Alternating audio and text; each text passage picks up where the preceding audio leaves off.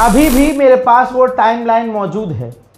जब मैंने कहा शुरुआत में, जब खामनाई को शहीद किया गया, तो ये जो शिया समुदाय एक है, उसमें रील्स में जिन आदमी और जिन नौए खानों के नौहे आ रहे थे, और एक से एक नौए खां, तो मैंने सवाल किया था कि भाई वो खामोश क्यों हैं? क्योंकि भाई असल में हम सबको पता है, हम इस बात को जानते हैं, लेकिन क्योंकि हमारे यहाँ, हमारे दिल में ना उनके लिए इतना प्यार है, बचपन से अब तक उनको सुना है कि हम उनको डिफेंड कर रहे हैं, देख रहे हैं गलत किया है, खामोश रहना गलत मतलब। तो जब मैंने कई दिन देखा, चुप रहा मैं, खुदा की कसम, वो टाइमलाइन चेक कर लीजिएगा आप, मैं बहुत टाइम तक कुछ नहीं बोला।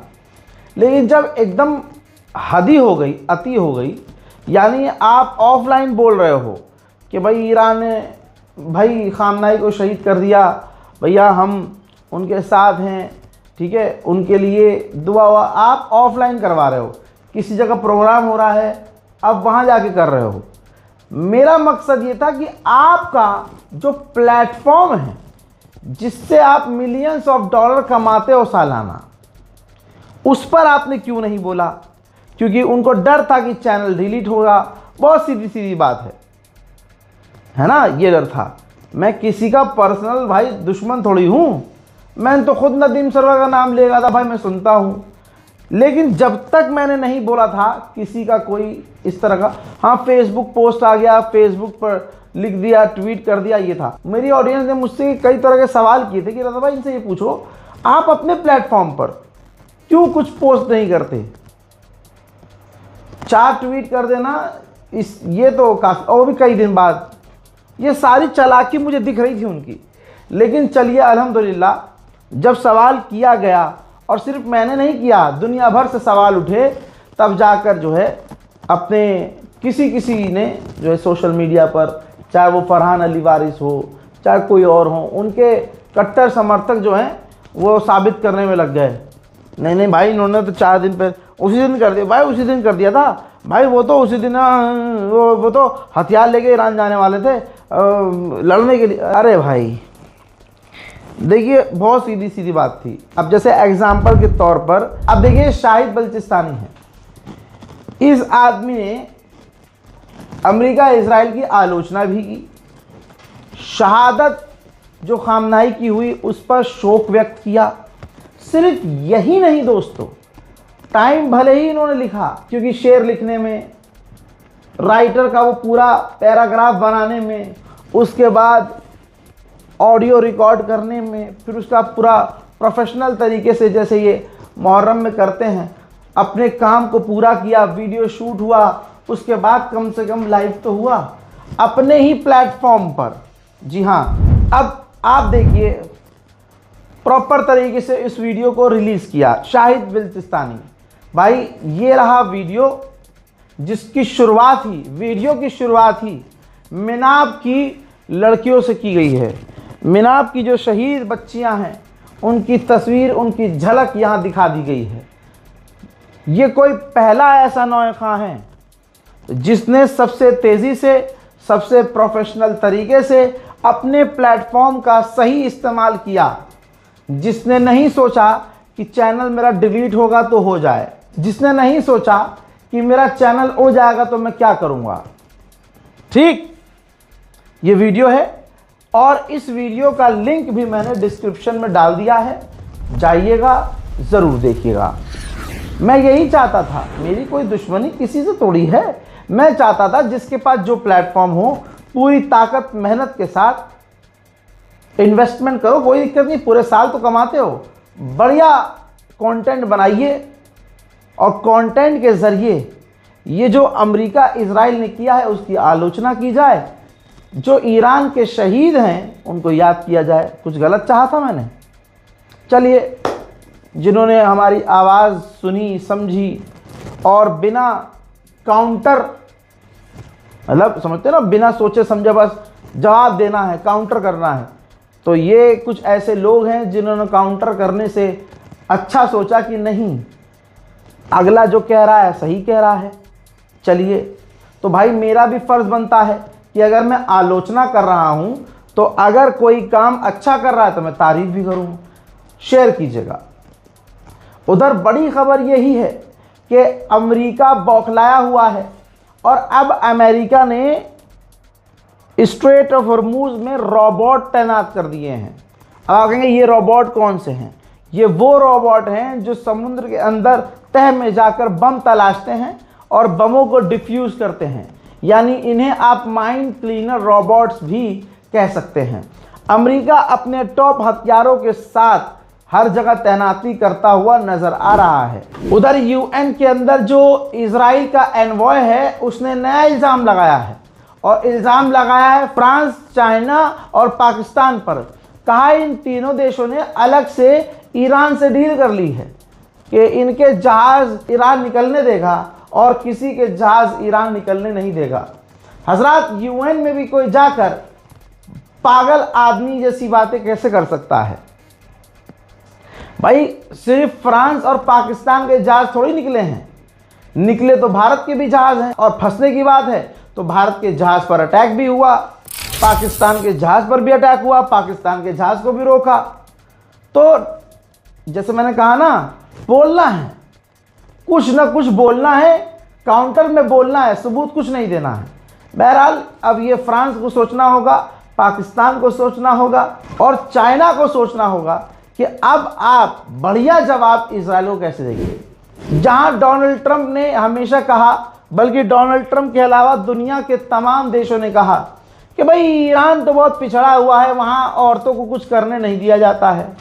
भाई ईरान की औरतों ने साबित कर दिया कि बेटा हम हिजाब में रहते हैं, पर्दे में रहते हैं, अपना जिस्म छुपाते हैं। तुम्हारी माँ बहनों की तरह नंगी होकर मॉडल बनने का हमें शौक़ नहीं है। हम हिजाब पहन के भी तुम्हारी माँ बहनों से ज़्यादा एक्टिव हैं और अपने मुल्क के लिए हथियार भी उठा रहे हैं। ये देखिए, पिंक शाहिद ड्रोन नज़र आ रहा है, महिलाओं को डेडिकेट किया गया है। एक देश का प्रधानमंत्री है, चैनल पर आकर रो रहा था कि देखिए देश के लिए, महिलाओं के लिए कानून बनाया हमने, कानून बनाने की कोशिश की, उसको कानून को पास नहीं होने दिया, जबकि वो कानून पहले से पास हो चुका था। बस उसे दोबारा से महिलाओं को खुश करके पूरे देश को बेवकूफ़ बनाना था। बहरहाल महिला सशक्तिकरण से याद आया, ये तस्वीर ध्यान से देख लेना, बहुत ध्यान से देख लो, अच्छे से। अंधभक्तों, ईरान की महिलाएं हिजाब में भी हैं और हथियारों के साथ भी हैं। बल्कि एक वीडियो भी और दिखा देता हूं आप, ये देखो भाई, महिलाएं आपको हिजाब में नजर आ रही हैं, भाई पिंक गाड़ियों में नजर आ रही हैं, मिलिट्री की वैन है, मिलिट्री आर्म व्हीकल है, हथियार उस पर लगे हुए हैं। भाई बाइकर्स, फौजी औरतें, फौजी लड़कियां सड़क के किनारे नमाज पढ़ रही हैं, हथियार उठाकर रैली में शामिल हो रही हैं, तोप चला रही हैं, एडवांस हथियारों से लैस हैं।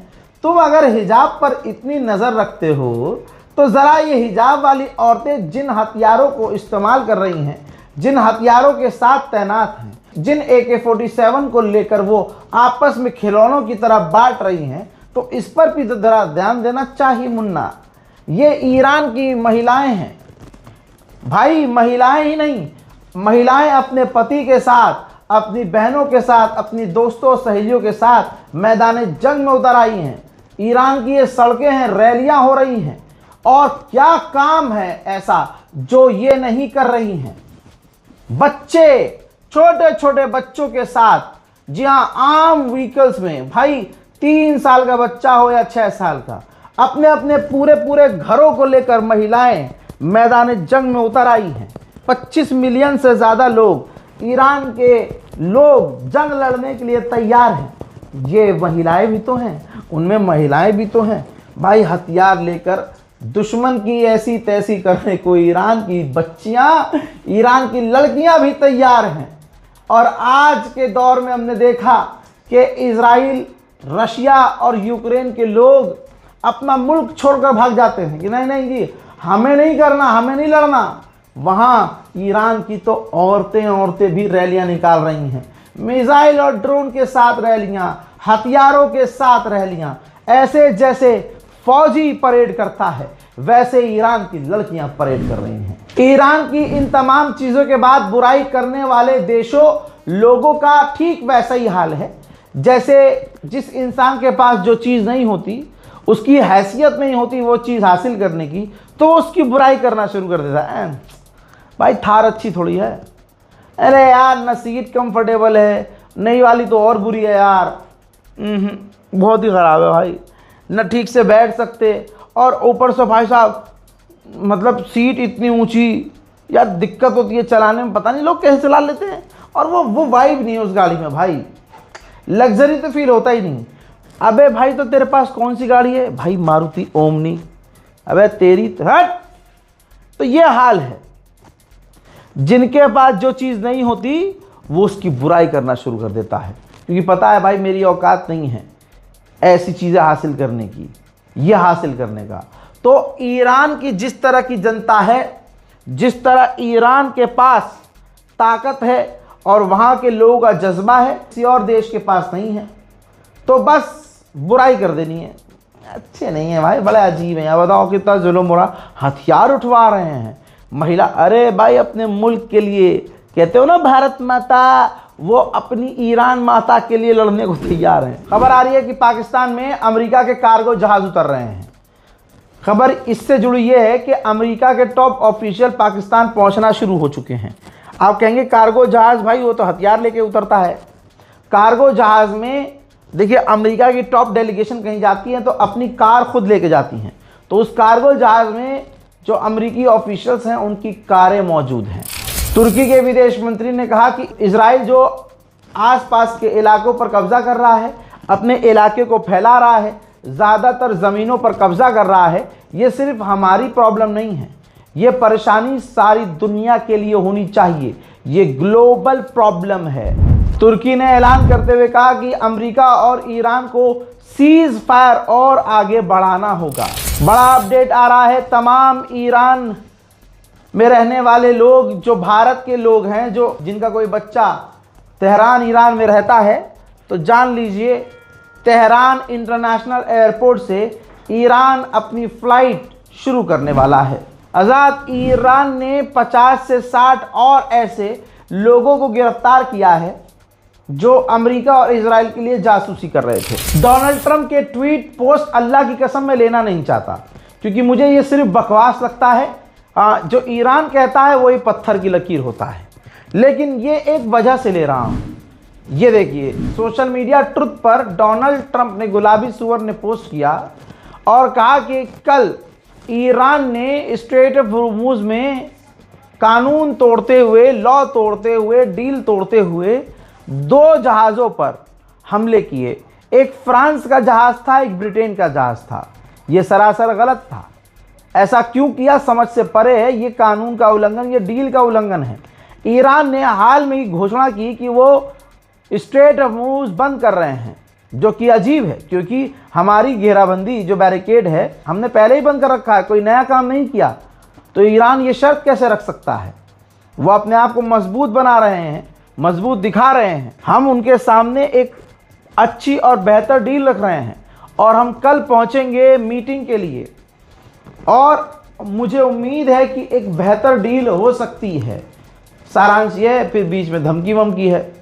लेकिन यहाँ पूरा पोस्ट पढ़ने के बाद मैंने कहा कि मोदी इस आदमी को माय फ्रेंड डोनाल्ड ट्रंप करता करता हमारा प्रधानमंत्री थकता नहीं है। लेकिन जरा इस पोस्ट को दोबारा देखिए। कल ईरान ने भारत के जहाज़ों पर भी हमला किया था, गोलीबारी की थी, जिसका ऑडियो भी मैंने सुनाया था, और पूरी भारत की हर मीडिया प्लेटफॉर्म पर यह बात छपी है, आई है कि ईरान ने, IRGC नेवी ने भारत के टैंकरों पर हमला किया। लेकिन मोदी का बेस्ट फ्रेंड, आप देखिए मोदी जी की क्या हैसियत है भाई, भारत का जिक्र नहीं किया इस गुलाबी सुअर ने, कि लिखता ना कि फ्रांस, ब्रिटेन और भारत के जहाज़ों पर ईरान ने गोलीबारी की। यह है तुम्हारे 56 इंच वाले की असलियत। बस रात को 8 बजे आकर आधे घंटे के प्रोग्राम में 1000 मरतबा कांग्रेस कांग्रेस कांग्रेस कांग्रेस कांग्रेस कांग्रेस यही कर लो, बस यही कर सकते हो। ग्राउंड पे देखो औकात क्या है तुम्हारी। विश्व गुरु अमेरिका को तुम पता नहीं क्या मान के बैठे हो, अपना अब्बा मान के बैठे हो। इजराइल जाते हो फादरलैंड मान के आते हो, कहीं और जाते हो भगवान किसी को बना के आते हो, और औकात तुम्हारी 2 कौड़ी की नहीं। जिस वक्त, जिस घंटे, जिस समय, जिस जगह ईरान ने भारत के टैंकरों पर हमला किया, उसी समय फ्रांस और ब्रिटेन के भी टैंकर पर हमला किया। तुम्हारी औकात यह है कि अमेरिका का राष्ट्रपति उन हमले का जिक्र करता ही नहीं है जो तुम्हारे टैंकरों पर हुआ। तो अमेरिका फ्रांस और ब्रिटेन को दोस्त मान रहा है और हमें लो। मेरे दोस्तों, इस रिपोर्ट को शेयर करना मत भूलिएगा। इस रिपोर्ट को शेयर कीजिए, चैनल को सब्सक्राइब कीजिए। जय हिंद।